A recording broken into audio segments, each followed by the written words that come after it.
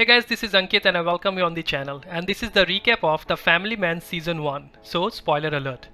The Family Man कहानी है श्रीकांत तिवारी की जो TASC यानी threat analysis and surveillance cell के लिए काम करता है और श्रीकांत और उसके दोस्त जेके को इंडियन कोस्ट गार्ड द्वारा पकड़े गए 3 टेररिस्ट को इंटरोगेट कर इंटेलिजेंस गैदर करना है।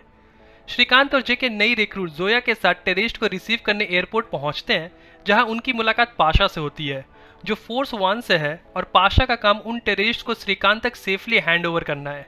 फ्लाइट लैंड होने में टाइम है कि तभी श्रीकांत को उसकी बेटी धृति के स्कूल जाना पड़ता है क्योंकि ड्रग्स की वजह से उसे सस्पेंड किया जा रहा है। इतने में श्रीकांत को जेके का कॉल आता है कि फ्लाइट लैंड कर चुकी है और श्रीकांत स्कूल में गोची देकर वहां से निकलता है। टेररिस्ट की हैंड ओवर प्रोसेस चल रही होती है कि तभी टेररिस्ट फोर्स पे अटैक कर भाग निकलते हैं। पाशा उनमें से 2 टेररिस्ट पे गोली चला देता है, जिनमें से एक की मौत हो जाती है और उनका लीडर आसिफ की कंडीशन क्रिटिकल है। वहीं मूसा को भी गोली लग जाती है और वो एक घर में जाकर छिप जाता है। तभी श्रीकांत वहां पहुंच जाता है और मूसा को कन्विंस कर लेता है सरेंडर करने के लिए। कहानी फिर पाकिस्तान के बलूचिस्तान की दिखाई जाती है, जहां पाकिस्तानी मेजर समीर इंडिया के खिलाफ कोई मिशन प्लान कर रहा है और टेररिस्ट के इंडिया में पकड़े जाने के बाद वो फैजान, जो कि एक टेररिस्ट ऑर्गेनाइजेशन से बिलोंग करता है, उससे एक आदमी चाहता है जो पहले से ही इंडिया में मौजूद हो। फैजान फिर समीर को बताता है कि एक आदमी है जो इस काम के लिए ही बना है और उसे इस मिशन में शामिल करने का पैगाम भेजता है। वहीं दूसरी तरफ हम देखते हैं कि फैजान जिस टेररिस्ट की बात कर रहा होता है वो मुंबई में बॉम्ब ब्लास्ट करवाता है, पर उस टेररिस्ट का चेहरा नहीं दिखाया जाता।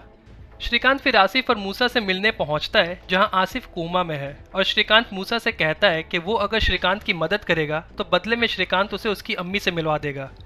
आगे हम देखते हैं कि पाकिस्तान से रॉ का स्लीपर एजेंट शहीद रहमान ने एनआईए को टिप दिया है कि कुछ बड़ा प्लान हो रहा है और वो 3 टेररिस्ट जो कोची से आए थे और वो स्कूटर बॉम्बर भी इन सब में इन्वॉल्व है और इस मिशन का नाम जुल्फिकर है और एनआईए इसकी पूरी जानकारी श्रीकांत को देती है। श्रीकांत फिर एक गेमिंग कंपनी से 3 लड़कों को पकड़ उनका इंटरोगेशन करता है और वो लड़के बताते हैं कि उन्हें इंस्ट्रक्शंस विक्टोरिया कॉलेज के पास के ड्रॉप बॉक्स से मिलते थे और उन्हें इंस्ट्रक्शंस देने वाले से उनकी कभी बात नहीं होती थी और ना ही वो उसे पहचानते हैं और उन्हें लगता है कि उनका इंस्ट्रक्टर विक्टोरिया कॉलेज में ही पढ़ता है और शायद कॉलेज के ही हॉस्टल में रहता है। फिर पाशा विक्टोरिया कॉलेज के ड्रॉप बॉक्स को मॉनिटर करने को कहता है। वहीं दूसरी तरफ हम देखते हैं कि गौ मांस की तस्करी के शक में 2 लोगों की मार मार के हत्या कर दी जाती है और करीम नाम का बंदा जो विक्टोरिया कॉलेज के हॉस्टल में ही रहता है वो इसका जवाब देना चाहता है। पुलिस फिर बॉम्ब ब्लास्ट के शक में 4 लॉन्डो को विक्टोरिया कॉलेज से उठा के पूछताछ करती है और श्रीकांत जब इंस्पेक्टर से पूछता है कि क्या उनके पास वारंट है इन लड़कों को अरेस्ट करने के, तो इंस्पेक्टर बोलता है कि वो सब संभाल लेगा और ये चारों एंटी नेशनल है तो वारंट की जरूरत नहीं है।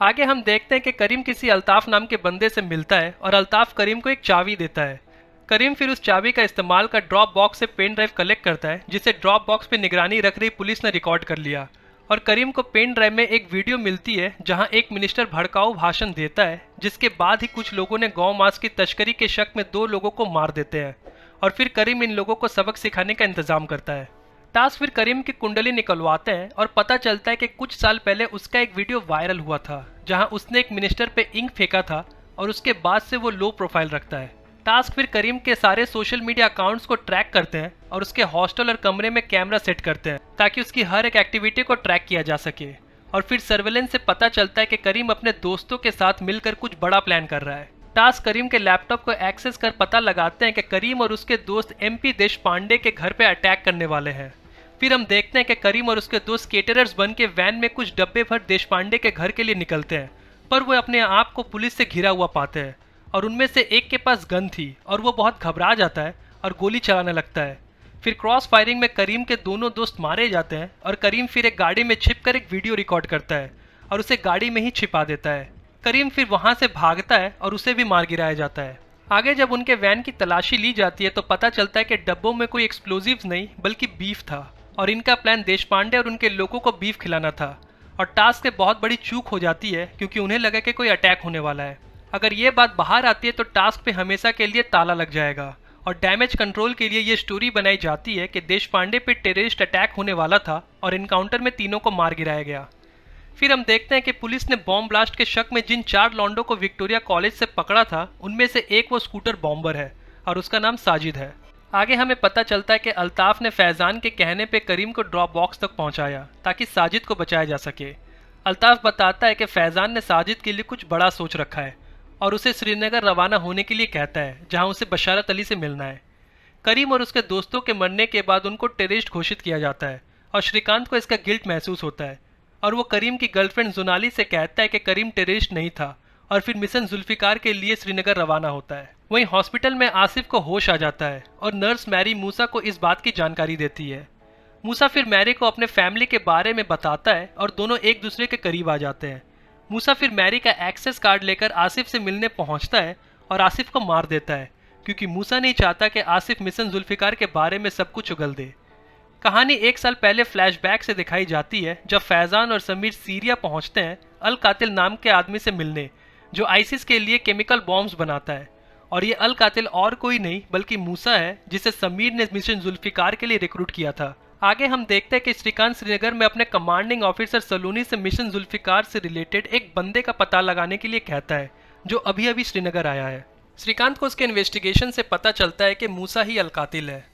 और वो इस बात की जानकारी जेके को देता है। आगे हम देखते हैं कि मूसा उर्फ अल कातिल को हॉस्पिटल से निकालने के लिए कुछ स्लीपर सेल के एजेंट्स हॉस्पिटल पर अटैक करते हैं और तब तक जेके और पाशा भी वहां पहुंच जाते हैं और वो लोग मिलकर मूसा को बचाने आए टेररिस्ट को मार देते हैं, पर पाशा की भी डेथ हो जाती है और मूसा मैरी को मारकर हॉस्पिटल से भाग निकलता है। वहीं श्रीकांत को पता चलता है कि बशारत बारामुल्ला के पास गांव में शादी अटेंड करने आ रहा है, पर आर्मी को ऑर्डर्स है कि वह गांव में नहीं जा सकते। साजिद फिर बशारत से मिलता है और बशारत साजिद की फैजान से बात करवाता है, जहां फैजान बताता है कि उसके इस मिशन में मूसा भी शामिल है और साजिद और मूसा अच्छे दोस्त है।